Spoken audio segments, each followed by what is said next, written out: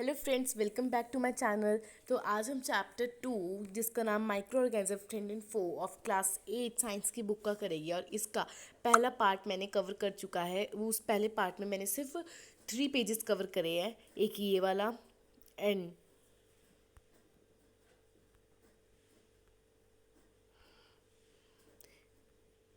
and this. Now we will start from making of curd and bread. It is very interesting how to make curd and bread. Means in this we'll just see that how we can make curd and bread, right? Making of curd and bread.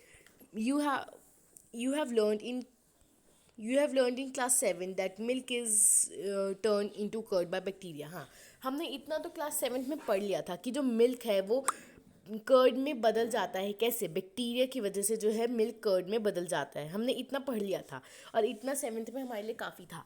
अब हमें आगे पढ़ना है कि कैसे बदलता है, कौन सा बैक्टीरिया उसमें यूज़ होता है, राइट? तो curd contains several microorganism of these the bacterium lactobacillus promote the formation of curd. हाँ, मतलब कर्ड में कई सारे माइक्रो ऑर्गेनिज्म होते हैं। ऑफ दीज बैक्टीरियम लैक्टोबैसिलस, हाँ, लैक्टोबैसिलस इज द बैक्टीरिया जिससे फॉर्मेशन ऑफ कर्ड होती है, right? It multiplies the in milk and converted into curd. मतलब ये मिल्क में मल्टीप्लाइज हो जाता है और उसे कन्वर्ट कर देता है कर्ड में, राइट? लैक्टोबैसिलस और under warm temperature bacteria are also involve in the making of cheese. Bacteria जो है, ये बैक्टीरिया सिर्फ कर्ड ही नहीं, चीज़ की मेकिंग में भी। हम एंडिंग में देखेंगे हमने बैक्टीरिया की वजह मदद से हमने क्या क्या चीज़ें हमें हार्मफुल है और क्या क्या चीज़ें हमें यूज़फुल चीज़ें हमारी बनी है। हम ये भी एंडिंग में देखने वाले इस वीडियो की, right?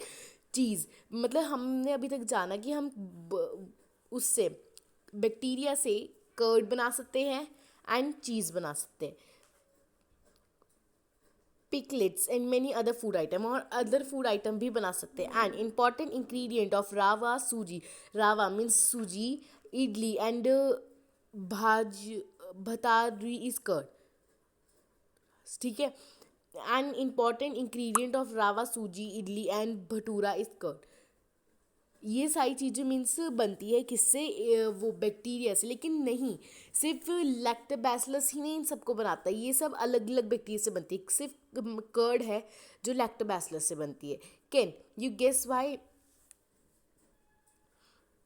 Bacteria and yeast also helpful for fermentation of rice, idli and dosa, ठीक है? जो बैक्टीरिया है ना, बैक्टीरिया इन यीस्ट वो हेल्पफुल है किसकी? Fragmentation of rice, idli and dosa की फ्रेगमेंटेशन के लिए भी जो ये बहुत यूज़फुल है, राइट? अब आगे है, ये एक्टिविटी मैंने आपको एक्टिविटी सेशन में समझा दी थी, जिसका लिंक भी डिस्क्रिप्शन में गिवन है। एक्टिविटी सेशन मैंने पूरा एक्टिविटी सेशन भी कवर किया, जिसमें सारे ब्लू बॉक्सेस येलो बॉक्सेस मैंने एक्सप्लेन किए बहुत अच्छे से। तो आपने अगर वो वीडियो नहीं देखी तो वो भी देख लेना। तो अब हम यहाँ से शुरू करते हैं। Yeast produce rapidly and produce carbon dioxide during respiration. मतलब यीस्ट जो है प्रोड्यूस होता है बहुत जल्दी, और प्रोड्यूस होते हुए वो कार्बन डाइऑक्साइड गैस प्रोड्यूस करते हैं रेस्पिरेशन में, right? Carbon dioxide respiration means हमने पढ़ा था क्लास 7th की चैप्टर, सॉरी से क्लास 6 के रिस्पिरेशन इन ऑर्गेनिजम्स चैप्टर में, right? Bubbles of the gas fill the dough and increase its volume. हाँ, वो अब हम यहाँ एक क्वेश्चन रेज होता है। जब हमने इसमें देखा था कुछ आवर्स बाद, इसका जो मैदा है वो रेज हो जाता है, तो हमने ये देखा था ये रेज हो जाता है, बट हमें ये नहीं अब तक पता लगा क्यों रेज हो जाता है। बबल, जो बबल होते हैं gas filled with dough and increase its volume, जो बबल होते हैं गैस की, वो इसी ये जो डो के जो गैस मतलब एरिया होता है ना, उसे फिल कर देते हैं एंड इंक्रीज, और उसका वॉल्यूम इंक्रीज कर देते हैं। जैसे मतलब जो गैस का एटम होता है, राइट? गैस का एटम, वो गैस के एटम्स ना बहुत दूर दूर होते हैं। जैसे सॉलिड का एटम होता है वो बहुत चिपके चिपके होते हैं एक दूसरे से, राइट? एंड लिक्विड का थोड़ा सा दूर होता है, गैस का तो बहुत दूर। अगर एक यहाँ पे आ गया तो एक यहाँ पे, तो वो जो एटम्स होते हैं ना, वो इसकी जो स्पेस है ना उसे फिल कर देते हैं, राइट? इसकी जो स्पेस है ना उसे फिल कर देते हैं जो एटम्स होते हैं। उसके बाद bubble of gas fill the dough increase the volume. This is the basic use of the yeast in the baking industry for making bread pastry. और यही जो है बहुत बेसिक और इम्पॉर्टेंट यूज़ है यीस्ट पाउडर का for making bread pastry and cakes, right. अगर yeast powder ना हो तो सोचो आप लोग ये सब नहीं खा पाओगे, पेस्ट्री ब्रेड केक वगैरह. Commercial use of microorganism. Commercial use मतलब व्यापार में हम इन्हें कैसे यूज़ करते हैं. Microorganism are used for the large scale production of alcohol, wine, acetic acid, vinegar. Means acetic acid is the vinegar. Vinegar is also known as the acetic acid, right. Means organism जो use किए जाते हैं large scale पे, वो किस चीज़ के लिए use किया जाता है. Production of alcohol, wine and vinegar. इन चीज़ के लिए माइक्रो ऑर्गेनिज्म यूज़ किए जाते हैं, right. Yeast is use for the commercial production of alcohol and wine. Yeast जो है बहुत ज़्यादा यूज़ होता है production of alcohol and wine. For this purpose, yeast is grown on a natural sugar present in a grain like barley, wheat, rice, क्रूशियस fruit juice. मतलब और yeast मतलब इसके लिए क्या किया जाता है, यीस्ट को ना ग्रो किया जाता है एक नेचुरल शुगर में जो किस पे प्रेजेंट होती है. मतलब नेचुरल शुगर मतलब जो हम ये बनाते हैं ये नहीं, जैसे वो प्रेजेंट होती है barley, wheat, sugar canes, crushed fruit juices में प्रेजेंट होती है. उनके ऊपर यीस्ट को क्या ग्रो किया जाता है और तभी वो जो है अल्कोहल बनती है, राइट. अल्कोहल एंड वाइन बनती है. और ये एक्टिविटी मैंने आपको अपने एक्टिविटी सेशन में समझा चुकी थी, राइट. इसमें फर्म फ्रेगमेंटेशन का था जिसमें हमने 500 ml बीकर लिया था, शुगर सॉल्यूशन में वो डाला था, हो गया था, राइट. आगे है this is the smell of alcohol as sugar has been converted into alcohol. ये जो स्मेल आती है जब हमने वो प्रोसेस कर ली शुगर सॉल्यूशन में यीस्ट पाउडर डाल के 4-5 आज तक रखा था, तो वो जो स्मेल है वो अल्कोहल की थी. जैसे कि एज जो ये शुगर है वो कन्वर्ट हो चुकी थी अल्कोहल में यीस्ट के द्वारा, ठीक है, यीस्ट से. This process of conversion of sugar into alcohol is known as fragmentation. Most important, it's one of the important part of your chapter. और जो मतलब conversion of sugar into alcohol is known as the fragmentation. आपको 1 marks में 2 marks में defines terms में पूछा जा सकता है what do you mean by fragmentation और डिफाइन फ्रेगमेंटेशन. तो बेसिकली आप ये लिख सकते हो इसमें the process of conversion of sugar into alcohol fragmentation. And second point लिख सकते हो it was discovered by great scientist Louis Pasteur in 1857 and it is used commercially. You can write many points and you can write this process also, right. आगे medical use of micro organism. मतलब हम medically कैसे use कर सकते हैं micro organisms को. तो है when you fall ill the doctor may give you some antibiotics. जब आप मतलब बीमार हो जाते हो डॉक्टर आपको क्या देते हैं, एंटीबायोटिक्स, टैबलेट, कैप्सूल्स और injection such as the penicillin, right. Penicillin हमने यहाँ पढ़ा था. पेंसिलिन क्या था, अगर इफ़ यू रिमेंबर, पेंसिलिन था अ bacteria killer. Penicillin is a bacteria killer. यहाँ अलेक्जेंडर फर्मिंग ने पेंसिलिन को डिस्कवर किया था. अलेक्जेंडर फर्मिंग ने. रेड पेन ही ले लेते हैं. It's not working good.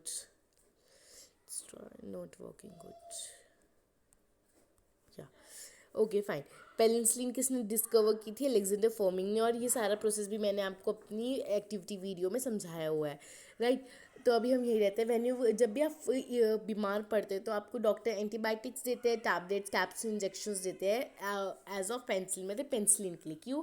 क्योंकि जब आप बीमार होते हो आपके अंदर बैक्टीरिया आ जाते हैं और उसे किलर के लिए penicillin, as it is a bacteria killer, right. The source of this medicine is microorganism. और इन मेडिसिन का भी सोर्स माइक्रो ऑर्गेनिज्म है. देख सकते हो how micro organisms are important. जब एक मेडिसिन तक माइक्रो ऑर्गेनिज्म से बन रही है, so these are very important for the survival of living organisms. These medicine kill और stop the growth of disease causing micro organism. हाँ, ये जो मेडिसिन है लाइक पेनिसिलिन वो स्टॉप कर देती है डिसीज कॉजिंग माइक्रो ऑर्गेनिजम्स का growth. Such medicines are known as antibiotics. It's also very important.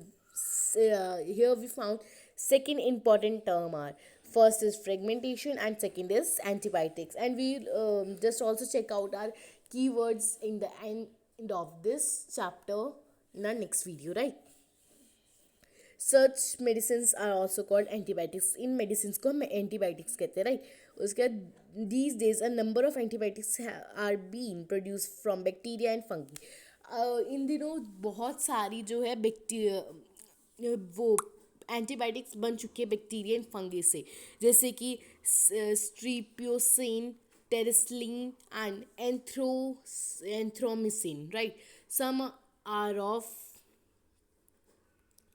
some are of commonly known as antibiotics which are made up of fungi and bacteria. और ये जो है antibiotic mostly fungi and bacteria से ही बनी होती है. Now next let's come to next. The antibiotics are manufactured by growing specific microorganism and are used to cure variety of disease. मतलब एंटीबायोटिक्स जो है एंटीबायोटिक्स बनाई जाती है ग्रोथ ऑफ, मतलब एक जो स्पेसिफिक माइक्रो ऑर्गेनिज्म है उसकी ग्रोथ से एंटीबायोटिक्स बनाई जाती है, right.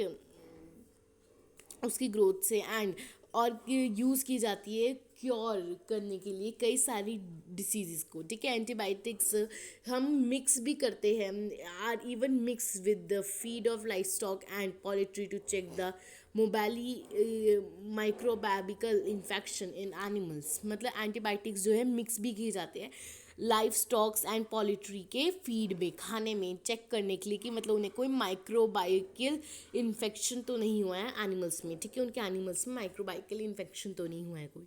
They are also use to control many plant diseases. मतलब ये कई सारी प्लांट डिसीज़ को भी क्योर करने में मदद करती है, ठीक है. ये कई सारी प्लांट डिसीज़ को भी क्योर करने में मदद करती है.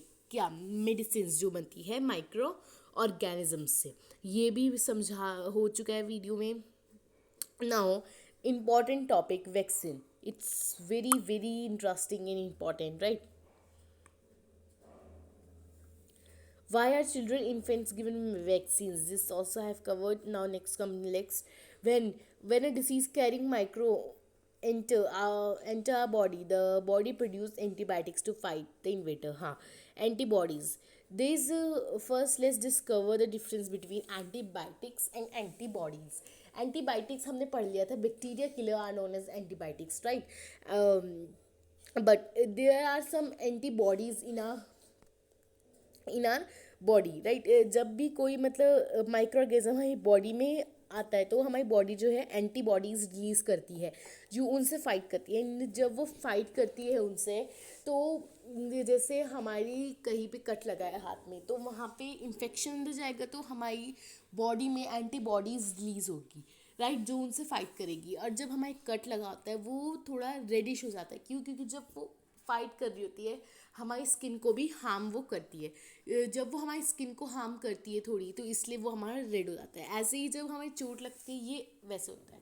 अगर हमारे कोई डिसीज़ कैरिंग माइक्रोब जाता है तो भी हमें बाहर से बहुत थकावट लगती है, बिकॉज एज दी ये फाइट कर रही होती है उनसे, ठीक है.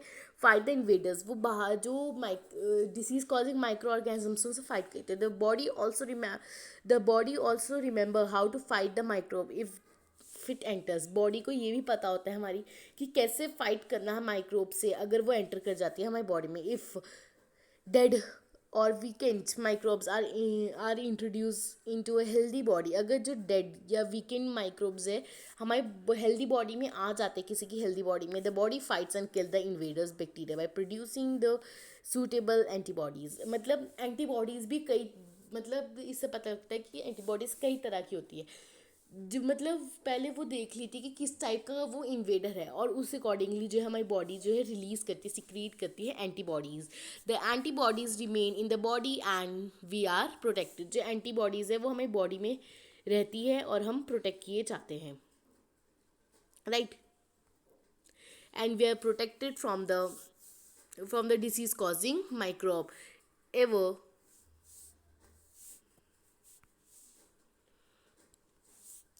And we are protected from the disease causing microbe forever. और हमेशा ही हम ऐसे प्रोटेक्ट किए जाते हैं डिसीज कॉजिंग माइक्रोब से हमेशा. This is how a vaccine work. और ऐसे ही जो है वैक्सीन वर्क करती है. कई बार हमारी बॉडी में एंटीबॉडीज़ डाली भी जाती है जिससे वो हम फाइट कर सके बाय इंजेक्टिंग और by taking tablets, right. Several